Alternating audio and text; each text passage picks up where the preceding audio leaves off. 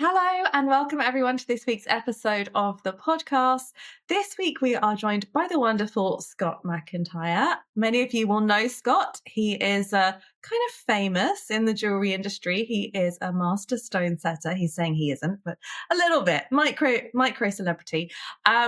He is a master stone setter, goldsmith. He always gets very uncomfortable when I list all the incredible things that he can do. Basically, he can make pretty much anything in jewellery, and he's been doing it for a super long time, but he's also super young, of course. And he has a jewelry school up in Scotland, Vanilla Ink. And Scott is going to be teaching the next masterclass that we have coming up this week, which is very exciting, on fishtail setting. So we thought now would be a good time to have a chat about advanced stone setting in general, understanding the different types of settings that advanced setters might do, but also talking a bit around the tools and just understanding what it might mean to you as a jeweler to start embarking on some of these settings in your work, or perhaps if it's something you've been outsourcing, something you might want to try yourself. So, Scott, thank you so much for coming on the podcast again. It's always a treat to have you. You are welcome, and thank you for that thoroughly embarrassing introduction. You know how, after all this time of working together, you know how to push my buttons and make me feel like that, and make me feel awkward. My favorite part, Scott. See, you go red. I say how awesome you are. Everything. No, I'm not. I'm just some wee guy from Glasgow who puts sparkly things in metal. That's all I do. That's all you do. Yeah, yeah. I know a wee guy from Glasgow who puts sparkly things in metal. It's funny. I went up to Glasgow to do some training with Scott last year now. Yeah, For 5 days. And it's funny because by the end of the 5 days, I wanted to say "we" about things like, "Oh, it's a wee stone." And I was like, you just absorb into our culture and lifestyle, and we'll slowly take you and turn you into one of us eventually, and stop you saying castle instead of castle. absolutely, yeah. I was getting the Scottish accent, but then I came back down south and it's all gone. So there we go. Okay, brilliant. So advanced stone setting. Let's start with fishtail because that's the setting that we're going to be working on later this week with the guys that are joining the masterclass. So what is a fishtail setting? Yeah, perhaps you can do an intro for us. What is a fishtail? So one of the new kids on the block, basically, when it comes to the setting styles. I was thinking about this and recording a podcast, and I kind of, thought that this would be the topic of discussion we'd start off about. Let's discuss fishtail and the kind of history of it. And I was trying to think about the first time I saw it or I'd seen anything like it. And we'll talk about castle setting afterwards because it's in the same kind of box as that. But I remember seeing that when I was working at Brazen, and that was in the early 2010s. And at that point, I was out more. I was a workshop manager there, so there was nobody there to teach me. So I had to kind of figure it out for myself, which I did after, failing 7 to 8 million times. But then I can't remember the first time I'd seen the fishtail about, the decorative part of it.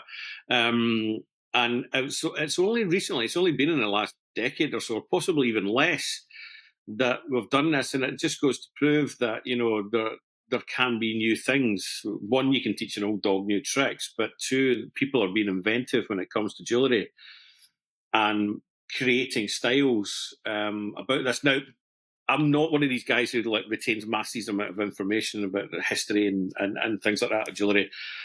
I know the likes of, when Nising started with the tension setting, that was back in the 50s and 60s. I remember hearing about that. So somebody out there might actually say, no, it's been going on for eons and centuries, but it has had this burst in popularity, I would definitely say, since probably the last decade or so, and certainly within the last 5 or 6 years, there's a huge amount of it.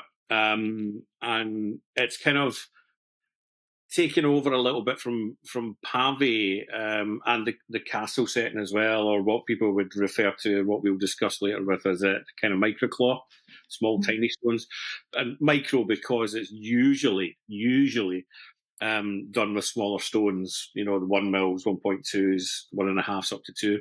But that's not to say that you can't use it for bigger stones. In our videos that we're doing, we use 3 mils because it's a good size to set with, and because you can see what you're doing. So it does span tiny stones up to bigger ones. But I remember seeing fishtail and thinking, well, this is interesting, and then having a go at it, and then just not understanding it. I was like, no, that's not right at all. There's nothing right about this. And then trying it again, and then it kind of bent my brain a little bit until I refined and I refined and I refined, and I eventually got there with it. And then kind of mastered it. But it did take me, who was then, you know, a 20-odd, 25-year veteran of this trade, and as you so politely said, a master setter. I'll blush again.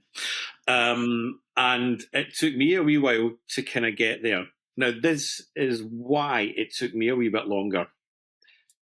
Most of the tutorials that you will find are all the guys using their sexy toys. They're using all the $1 equipment. And when they're using that $1 equipment, it makes the fishtail setting rather easy. It's just one nice cut. Bump, bump, and it creates that angle underneath.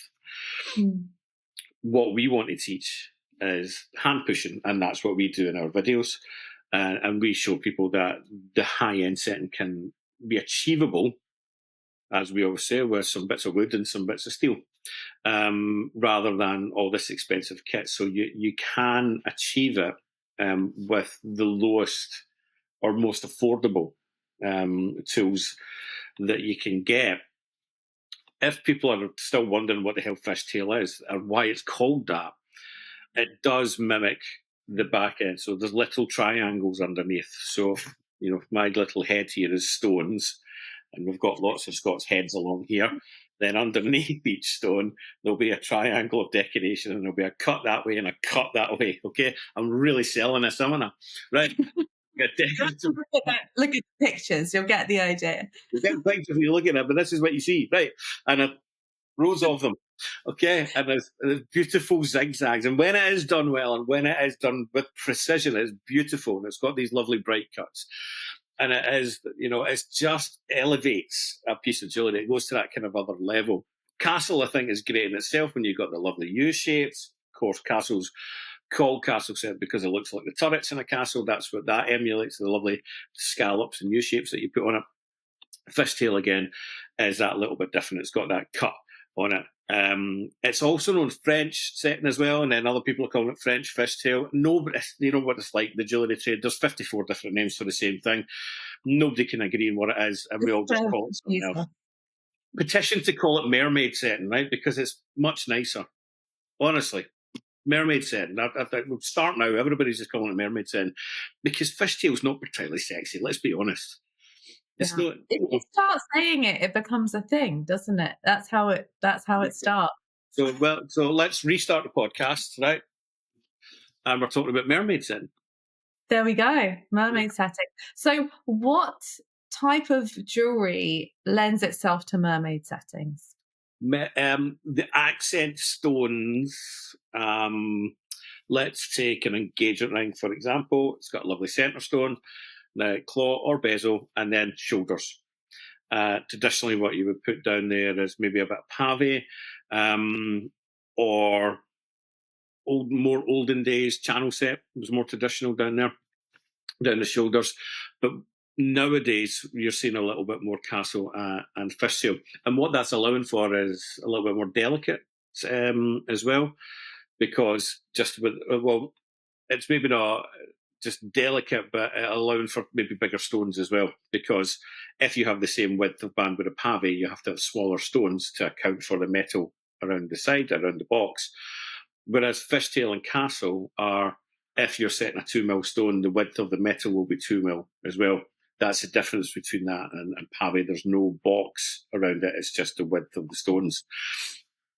So that lends itself beautifully to that. A halo as well, and that's one of the projects that we do, is a halo with a lovely big bezel set, crisp, clean, and then a surround of microclaw with fishtail. And then that's when, if you're looking at it down on top, you see the beautiful centre stone with the surround of accent stones or melee diamonds. Again, the trade calls them 54 different things. But as you turn that and look at it on its side and look at it side on, you'll see that beautiful V-shaped decoration going around there. And again, that's what it looks. It suits anything. It suits what it suits, if you know what I mean, if that makes sense. Mm. Yeah. If you have a lovely kind of straight drop bar pendant or drop earrings or a brooch that goes in a row, it looks lovely. And it does give that impression that the stones are hardly in there, and that's the skill of a setter and the mount maker, is to make it look as if the stones are in there by magic. You know, we've done channel before as well, and a lot of the guys that will be watching this and have signed up for previous videos have done, you know, the the joy that is channel setting. Channel setting's always challenging. It remains my not favourite. It's in a category of all of its own for me. But it gives that illusion of something a little bit more, I don't know, more magical. Just, I think when it's done well, it looks more. There's something about it. It just, as I said before, it elevates it. You know, there's just something. The maker of this, the setter or the mount maker of this, has added extra detail that isn't too ostentatious. I'm not a fan of that, you know, for all the, you know, I don't, frivolity and, you know, I put in for putting it in sake. You know, you see a lot of these, the TikToks, and it's just like diamonds everywhere, and it's like, nah, that's too much, mate. But this just gives extra decoration in there, but in a really classy style, and I think that's what I like about it. Yeah, it's decorative, isn't it? And I think there's angles, so there's like geometry kind of coming in, and I think compared to a castle setting as well, it just feels there's a little bit less metal. Like you said, you know, it's kind of giving that illusion that yes, there's metal supporting the stone, but there's also space for the light to come in, and you know, there's different angles of the reflecting in the metal as well. So Yeah. I think at first you just think, wow, what is this? And then you look a bit closer, and when you're learning it, you're like, oh, okay, yeah, I understand it, breaking it down. But that is it. That was important there when you said that it lets the light in. And that's the thing, because it is cut underneath, so it does. So when you are moving it about, not only will the stones refract, but the cuts should refract the light as well if they're beautifully bright cut, or they should be if you're doing this style. And I think that's what it's all about as well. Is really, it makes the stones the star of the show. And then there's that wee nod underneath it as well to say it. It's almost like sometimes that wee triangle is literally pointing. Look at this. This is, you know, this is the start of the show. These beautiful Diamonds. Yeah. Or coloured stone. We like coloured stones too. Absolutely. Okay, awesome. Let's move on to talk about some other settings in the similar sort of advanced bracket. And then I think it will be great to talk about tools, because we already sort of touched on that actually this can be achieved with really simple tools, which I think is amazing. So you mentioned castle and pave. So for anyone listening who's thinking this sounds like a different world, what are those settings? Yeah, and then you go to another country and they'll call them something completely different again. Right, so what we know is pave, and it comes from the French term of paved. So if you think of traditional pave, like the Cartier Panther, for example, completely encrusted, full of diamonds, and that's taking a solid piece of metal and then putting diamonds all over that, and what is in between there is just tiny beads, so it comes from paved. But from that then comes some straight line pave, and that's what we've taught before. Straight line pave, very similar to what we just discussed. You know, you could put that in a halo down the shoulders of a ring, or any straight bar pendant and things like that. But it also likes a curve. A lot of the pieces that I've made have been pave set on a curve, and you can do it with increasing, decreasing sizes of stones as well. So your entry level, and what we teach, you know, is that just straight line, and that is the same. It belongs in the same family as castle fishtail. The principle is the same. It is the removal of metal after you've drilled holes, and the removal of the metal, and then it's what you leave behind that becomes the bead or the claw. Back into old days, when I were a lad, back in the dark ages, the medieval times of the mid-90s, when I had floppy fringe and a keen attitude to life. Did you have curtains, Scott? I'd have comes, there is evidence somewhere. There's evidence. I'm going to try and dig out photos. I'll dig out photos because That needs to be a social media post for Scott. early March is when my 30th anniversary of doing this hell-forsaken job. So I might dig out some photographs of me. There is a few of them, like even when I'm incredibly young, and you can see like the thinning hair already up there. So yeah, I was doomed from the start. So not only is the hairline gone, but that keen attitude of life to Laura's life is gone. But what we used to do then was drill holes and then round bottom scorper. Some of the guys watching this will have used flat bottom scorpers before, but it was a round bottom scorper, and that was used to dig and raise the grain, as it was called. So you would create the grain. I'll try to find out here. Create the grain and lift that over the stone from the metal that was there, and then you would line the box around it. Now, if everyone's familiar, if you've seen pave, or if you've then been watching this or listening to this, and then you've then had a quick look at other pave things, straight line pave, or have a look on our websites and then see the classes that have been done before, the videos that we've done before, and you'll see the achievement. We teach it with 1, 2, 3 stones, and you'll see that all in a row. So you'll see that the defining part of straight line pave is the box that's around it. It's nice and crisp and sharp, and then you've got your stones in there, and then your beads holding the stones in, and that's the simplicity of it. But there's no simplicity when you're doing it, and for those of you guys listening to this who have done it, you'll be nodding in agreement here. Yes, I know, and it takes that a little bit to master it. But we used to dig it in and then line it, but it got quite awkward because when you're lining, when you've got those stones already set in there, if it was diamonds, it was then blunting your scorpers. It was blunting your spitstick or your square graver. But if you weren't setting diamonds, then you're running the risk of chipping stones.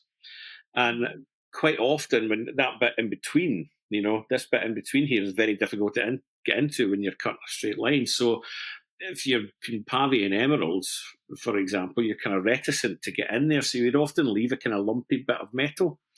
So I do look back, and I have seen some of the pave that I did back in the old days. I can't say that without putting an accent on. The old days. I don't know why. I don't know why. Anyway, and I look at it, and it's just not as crisp and clean. And again, by the time I had to rejig how we did, I did pave, how I interpreted the cleaner way of doing it. There was nobody to teach me, so it was a case of finding my own ways and my own techniques of doing this. And I remember that eureka moment of these people, they're removing the metal first. That's how they're getting it so clean. That's how it looks, as if by magic, there's just these beautiful crisp walls and then a stone sitting in place and everything's beautiful around it. And then I went to kind of change it and change the style. I did it, and I remember when I mastered it, perfect. This is great. So pave is in this, as I said, in the same family as castle and fishtail. And you would think on paper that when you go to do castle fishtail, so if we're setting a 3 mil stone for pave, we want the ring to be about 5.5 mil wide. 5 mil wide is a wee bit tight. So you've got that border around it, which means you have to dig to the inside. But if we're doing castle fishtail, we're doing 3 mil stone, but 3 mil wide material. So that means, as we said before, there's no border outside. So you can get a file or a bar straight across it. And on paper, that seems easier. Well, this must be easier. Why is it? Why is it above pave? Why is it put up there? Anyone who's tried it will know that the accuracy required, that's why it's up there. Because when you're removing metal, so if we get a solid bit of tube here and then we remove the metal, we create 4 claws. If we went that way and that way, we would create a 4-claw setting. Castle and fishtail are a series of little 4-claw settings, all next to one another. And as you remove that metal, you have to be deadly accurate, because if you just drift a little bit one way or a little bit to the other, if you drift this way, you have left a massive claw over here. But if you drift that way, you've removed that claw. There's nothing then left to set it, and then that you're done. You just have to start again. That one's in. Life is over. The end. Unless you've got, you've got a laser welder, because you don't want to start going soldering things in there. So unless you've got a laser welder, or you're then, putting a new piece in there, the whole thing's done, which is why it's very good to train on copper and CZ. So you're not making expensive errors. But that's why it is. It's just the level of intricacy and skill and patience required to get those little stones and those little claws that you're creating out of a solid bit of metal.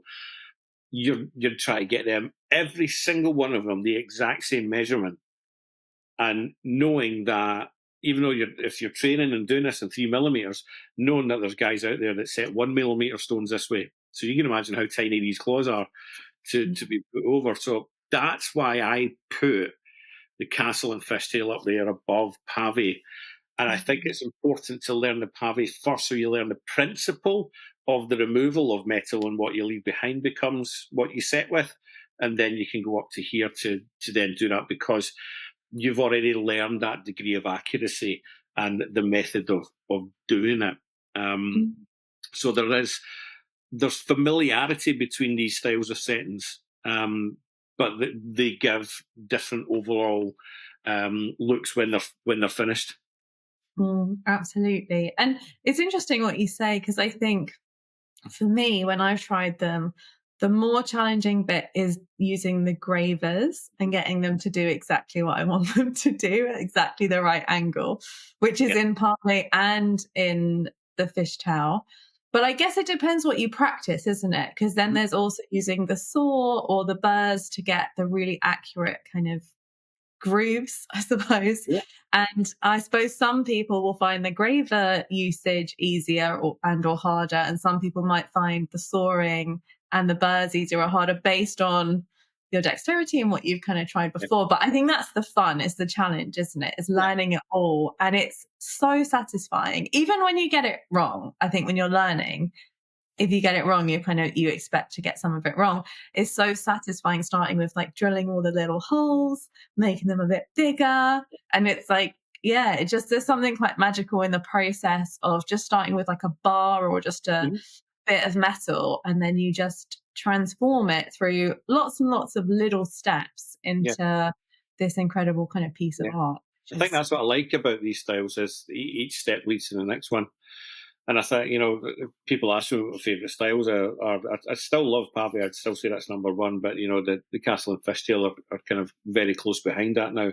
But they're both similar styles, as we said. But each one leads to the next. As you said, you're starting off with a solid bit of metal. You drill some holes and then you start removing metal. And then you can see it happening with each stage. Remove the metal that way across that bar, move it all the way down the centre. And then suddenly you're seeing what's potentially going to be the beads or the claws that's going to hold these stones in place. And it is quite methodical. And I think my brain reacts to that and likes it, which is weird because I'm not methodical in any other way. There's chaos theory in there and basically lines of spaghetti all inside my head. So I think it likes that because there's other chaos that goes on in there constantly. So that methodical, because you can't go over here and come back to there. Every step has to be in order and done perfectly. And there's no cutting corners with this. And if you make an error, you make an error. And there's sometimes no coming back from that. So I think that's I think that's why they are fun to do. And even if you get close, even if you ever get close with a couple of efforts, you actually the sense of achievement within yourself is just elevated because you've done something that is so goddamn difficult, and you've got there.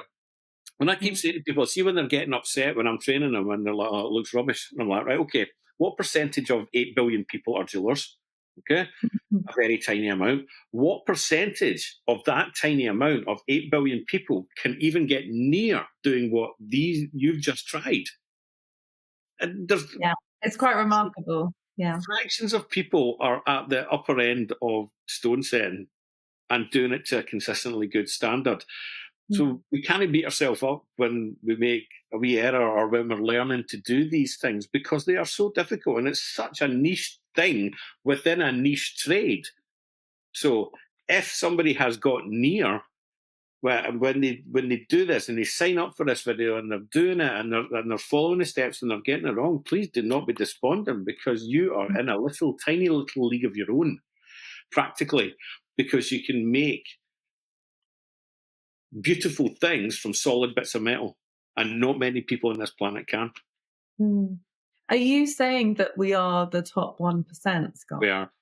Oh, God, that goes against I my had. interest, doesn't it? Yeah, that's the takeaway. That's the takeaway. Hold on a minute. That's not the snippet that we take and I'd use to advertise this. Hold on a minute. Scott McIntyre advocates for the top 1% in the world. No, no, no, no, no. That's That's the just title ridiculous. of the podcast. Yeah, that's Yeah, not really. no, and Scott, well, if you don't like my principles, I have others. Is that what we're saying? Exactly, yeah. Yeah. We're chameleons, we can change. But no, so, and I think you're right. I think I like the methodical nature of it as well. It's very process led. Yes. I like all types of jewelry and I like doing things that are really creative and organic, like the wax carving and stuff. But I do love that it's very clear what you should do. And it's Yeah. not like there's no room for kind of interpretation. It's like, no, this is how it's done. And I think there's something quite satisfying about that in terms of just following the Very much. I pattern. suppose it's like a classic recipe, isn't it? You cannot put your own touch on that. If people are trained chefs out there or cooks, then a classic recipe is a classic recipe for a reason, and you must follow it. Or like baking, you can't just say I'll chuck 3 eggs in there instead of 2. It's not going to work. So you have to methodically follow these steps. You're right, and that's what it is. There is, the piece that you've made can be your own flair. It can be your design. It can be the way you make. But when you go to set that stone, when you drill that hole and remove, that's it. This is fishtail setting. This is castle setting. There are slight things you can do to tweak it, but the overall way of doing it is this is how it's done. I'm Yeah. very There's not a lot of metal to play with, is there? It's like no. the smallest amount available to hold the stone in. Yeah, So. and you will know if you've removed too much away. I mean, I try not to, if I'm making a ring, I try not to drill all the way through. So, you try to keep the kind of structure strong. And you've done too much because if you're doing a ring and you go to push the claws and the ring goes, no, like it just folds in itself. And you're like, okay, well, I'll be starting again then. Yeah. Yeah. Something that you said about the accuracy before, and I think like my cheat, there isn't a cheat. But if there was You a cheat. Yeah. if there was a cheat for accuracy, I think it's for me, and I know that you don't need this because you're like a cyborg master stone setter, but it is magnification. Yes. Because if you do something and you're looking so close and it's wrong, sometimes you take the magnification off. And this is really bad advice. And it looks fine because you're not looking at it through like 10, 20 times Hold on a magnification. So, minute. The views of Jessica Rose are not entirely necessarily endorsed by Scott McIntyre. so tell us a bit about tell us a bit about magnification, what you recommend, because there's optimizers, there's microscopes, there's all sorts of options. There's loads of things out there, and when it comes to these classes, I would, when we do flush setting and have I would very much recommend it. When it comes to fishtail, I would pretty much insist on it that you are using some kind of not permanent, but constant magnification while you are doing this work. Now, I don't use them. I wasn't trained on them. So a lot of stuff that I do now is kind of like muscle memory or just knowing where I'm putting it. Now, I do wear glasses to see up close, but obviously I don't have magnification in my eyes, which would be nice. Um, but I also don't like, because of who I am with the autism ADHD, I don't like wearing tight things. So everything for me has to be loose and baggy. My son's Mhm. different. He prefers tight things, right? So everyone, he's autistic too. So everything's a wee bit, each person is unique. I don't like kind of tight things. Sometimes I don't like when my glasses are on my face and I'll have a wee hissy fit. But so the Optivisors are tight around there. And when I thought, well, I should wear these, I didn't like them. So they're not for everyone. However, you can get glasses that magnify. I took my son and daughter to the orthodontist, and they've got like little lenses stuck on to Mhm. the glass lenses, which when so they can look over them, but they can look through them as well. Mhm. You've got things that you can clip on, and you've also got These are sexy things. yeah, and you got ones with lights on them as well. You get wee ones with headlamps on them. You get Super cool things. all sorts of these, and it's very difficult to say choose your favorite one because you can't choose your favorite one because it's not you need to take them for a road test. So and some of them are an extraordinary amount of money to shell out on to realize that you don't actually like it. So if where you can. And if you can, if another jeweler's maybe wearing something, always ask, can I try these? Because you might end up liking them. As for scopes, and this probably leads us nicely into that, what we were talking about before about how we teach in the most affordable manner. Mm. Scopes are great. Scopes brilliant. When you sit and and you're looking right down there, and you'll see there's lots of cool guys on Instagram that do these things, and they show off what they're doing, and they're using pneumatic ones as well. The power air assisted tools that they're using instead of hand pushing like we teach. There's just and it purrs through like butter. And I guarantee, honestly, any other Pave and Castle and Fishtail classes out there, other than ours, you will definitely find that every single one is using scopes and power assisted tools. Okay, and that's difficult because they are squillions of dollars.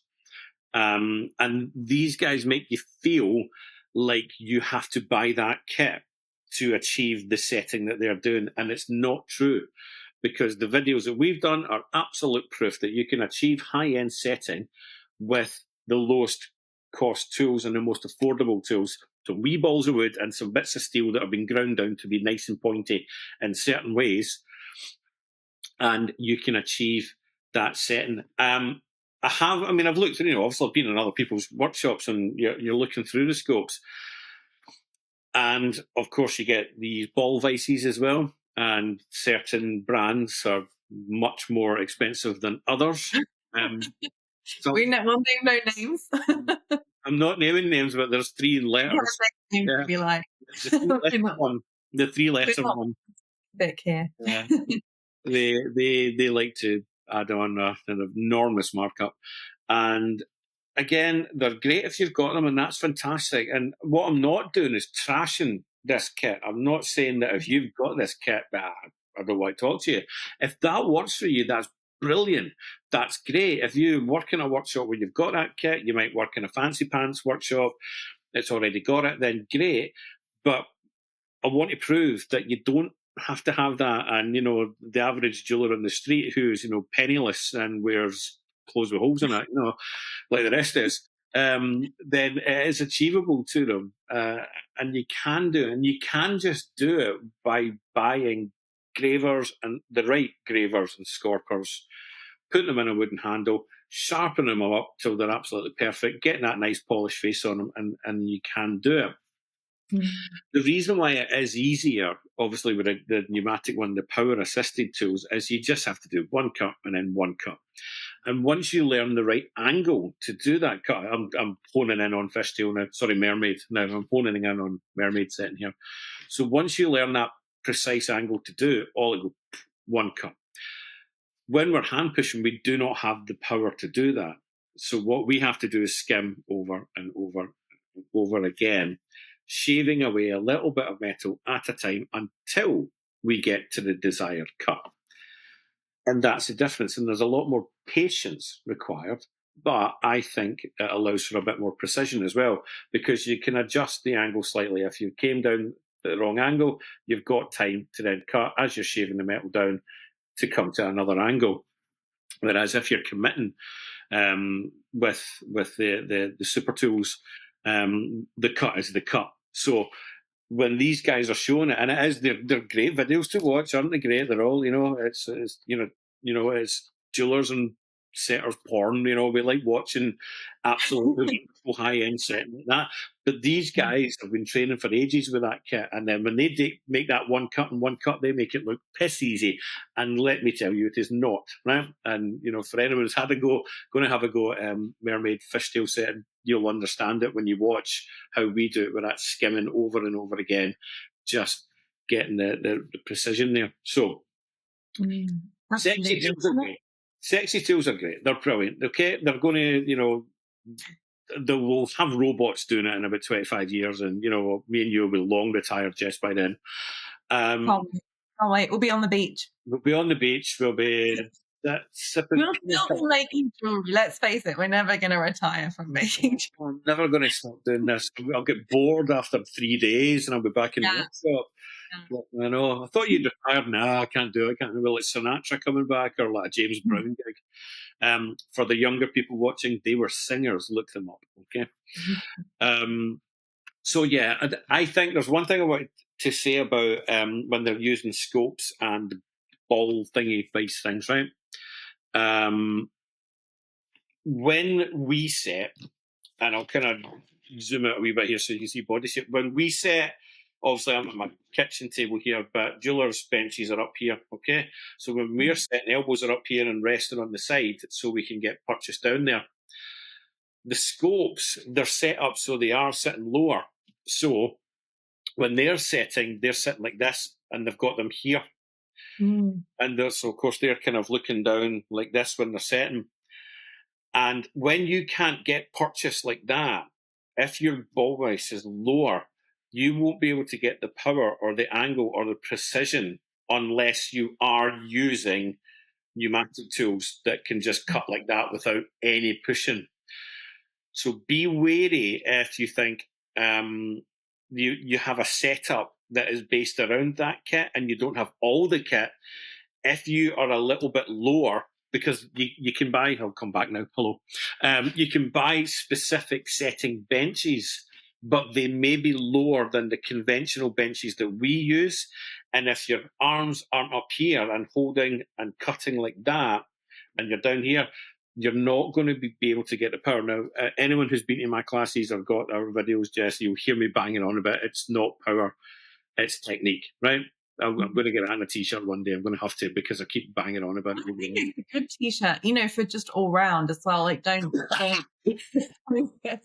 just go with the full caps lock, black on white. It's not power, it's technique. And I get needs ellipsis after. It's not power, it's technique.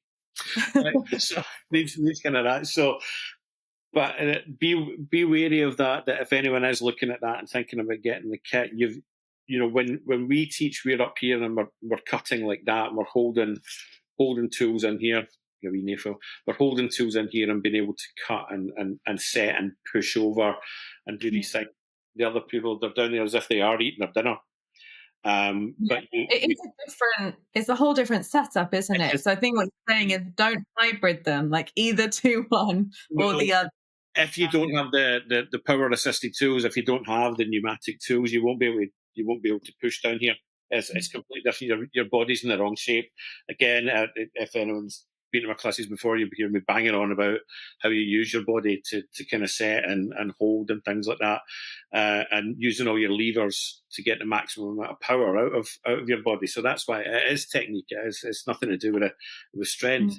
And so if you are, you're right. Don't hybrid it. Be wary of setting up your bench, because I don't want anyone doing this and then not understanding why they're not getting the results that they should do. So yeah, traditional jeweler's bench, about a metre off the ground, adjustable chair so you can move, and then you should be laughing.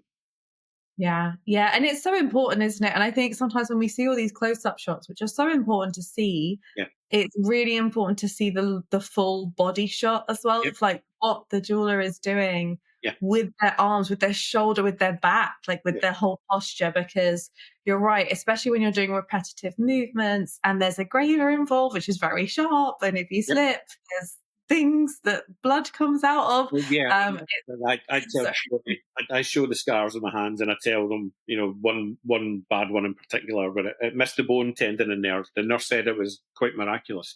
So it's yeah, and I got a lucky break there because this is my holding hand, and if I couldn't get any power out of that hand, we wouldn't be doing this podcast. I'd be doing something completely different. So sliding doors moment. Oh, why didn't it hurt my hand more? Why am I still a jeweler?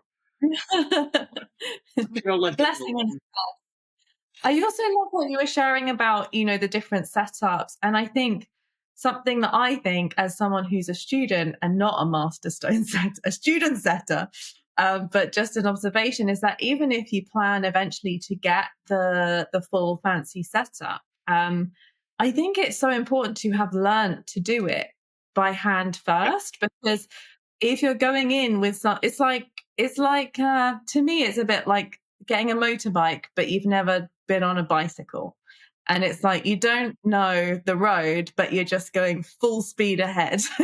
um and obviously, like you said, they just do one movement and it's perfect, yeah, but to get that movement perfect is harder because it's fast, and yeah, if you do it wrong, having tried both ways, there's a real control to kind of just having it in your hands and just gently learning, absolutely. your movements, your fingers, where they need to go and everything. And then, if you do decide that stone setting is your life and that's what you're going to do, and you're going to invest, sell your house and get Yeah, a full setup, then you've got the foundations there, which I think is so absolutely. Yeah, and that's a good analogy to use. And the one that I usually use is about learning to play guitar. If you learn on an electric guitar, you don't have to push the strings down as much. It's easier to learn on electric. So if you went then from electric to acoustic, life would be a little bit more difficult for you. But if you learn on the acoustic, then the electrics then are plain sailing kind of thing. So if you learn the more difficult way, then when you've got all these things there to help you, it just enhances. Whereas if you learn with all singing, all dancing, then it's. I don't know. I'll tell you. There was. I'm obviously not going to name them, but I did see somebody say once that they believed that if you wanted to learn high end setting, then they firmly believed that you had to buy all the kit. And I disagreed with that, and I didn't like commenting anything because I don't want to do some social media stushy. And plus, internet at all. I'm just again some wee guy from Glasgow, and they're some kind of superstar, and they then advised that if you do and do what you can, and if you can't, and if it is difficult and you can't afford it, then maybe you could get a second job. And it was just like, whoa, my dude, no, this is just dreadful advice. And it was just like generally bad advice, never mind bad setting advice. Mhm. And there's a lot of people who would hang on that guy's word, and I just think that. Um, that's not don't we were joking about selling your house there, let's carry it, let's make sure we know, don't sell your house to get jewelry equipment. You're not in any circumstances to do that. Because what we were saying there is it is that expensive, these things, all that kit's expensive. So don't put yourself in financial difficulty, simply buy our videos, and then you will see.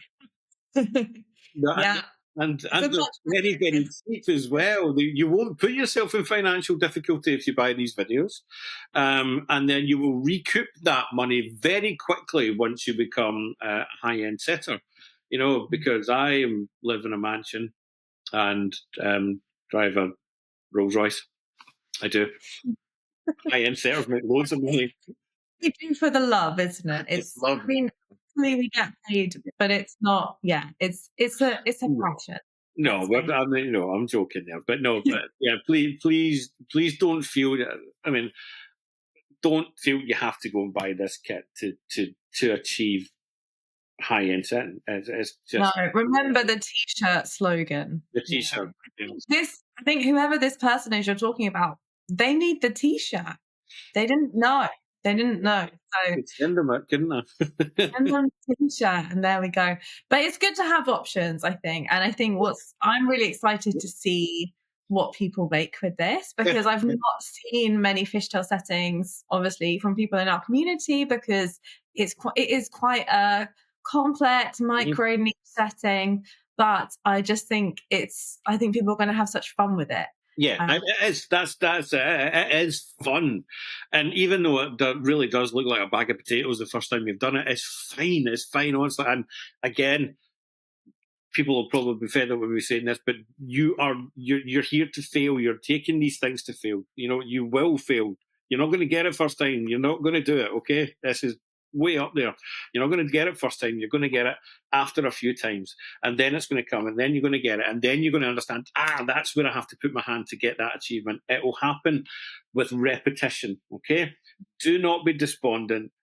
Just laugh at yourself. Okay, and as I said right at the start of this, I had to teach myself this as well, and mine were bloody awful, and I couldn't get it. So a motor there, took ages to get this. Okay, I had to take mistake after mistake and swear words, which if you've been in my classes, I'm fond of, and wrong angles, and removing claws and not doing it right and slipping. You'll do that as well. Okay, you will do that, but just remember, you learn from them. All right, as long as you learn from what you've done wrong, you will progress. Every time you do this, you will progress. Buy yeah. economical, It's so much. yeah, get yourself a nice bar of copper, get yourself some nice CZs, and just do it and enjoy it, because it's something to lose yourself in as well. But you're just in the zone, and if you can go into flow state doing this whilst the video's playing and you're just doing it alongside, and the joy of having the videos as pausing and rewinding and getting and watching what we were doing there, and just have some fun. These things, we make these not only to educate you and to teach you, but so you can have a bit of fun as well and enjoy yourself, because it is rewarding. And once you get somewhere close to resembling it, and you've done that for the first time, you got all 5 stones in there or whatever, and you're pleased with yourself, then you keep that piece, because that's good to look at. Say, okay, this is where I started. This is the first one I was happy with, and then watch your progression through, the next few months, the next few years as you're doing it. And that's your ground zero there. That's where you started, and it would be good to see your progression from it. So please, it is difficult. I think we couldn't get, we've said that enough, but not to put you off that, but to help you understand what is involved in this. And it is rewarding, it is fun, and it will enhance your other goldsmithing skills at the same time. Just because we're using tools and cutting in a certain way, this will enhance your use of a graver, so and scorpers, and your accuracy with drilling, your accuracy with sawing. So this is an all-rounder as well. So it's going to tick the boxes for your complete. Excuse me, for your complete bench skills. So it's excellent to do, and it will be nothing but good for you. Yes, a brilliant technical challenge. And we're really excited to get started. And we're starting this week. And something really nice about the masterclass is we've got 2 months to do them. That is the longest time ever that we've given people to do a project. But I think it's nice because you can, like Scott said, make it a few times, like plan to make 5 of them, not one, Yeah. because that way it just takes the pressure off. And each time you learn a bit more, you develop a bit more. And there's a couple of projects in this masterclass. So there's the straight line one, which is a really nice one to start with. And then you can progress to the halo setting, which I might have a go at if I find any time. I would love to have a go at that one. Because it's just something to try, something to challenge yourself with. So, Scott, I feel like we could continue talking about stone setting all day and all night, I know. but we'll leave it there for this time. And if people haven't heard of you before and want to find out more about you and the training centre in Glasgow, where can they go? You'll find us on our socials, mainly Instagram. So you'll find us at Vanilla Ink _CIC. Or you will find our website, which is vanillainkstudios.co.uk. Everything is on there, what we do from classes from beginners to professionals, our social enterprise work. We rent bench space, we make commissions, and we run the incubator program as well, which is a 10-month professional skills and personal development program. So we do lots, and we do lots of collaboration as well, just like this, because we're a tiny trade and we should all hold hands and help another. Absolutely. And Scott is an incredible teacher. I know he won't like me saying this, but he is an incredible teacher. So any chance you get to learn from him, highly recommend taking it up.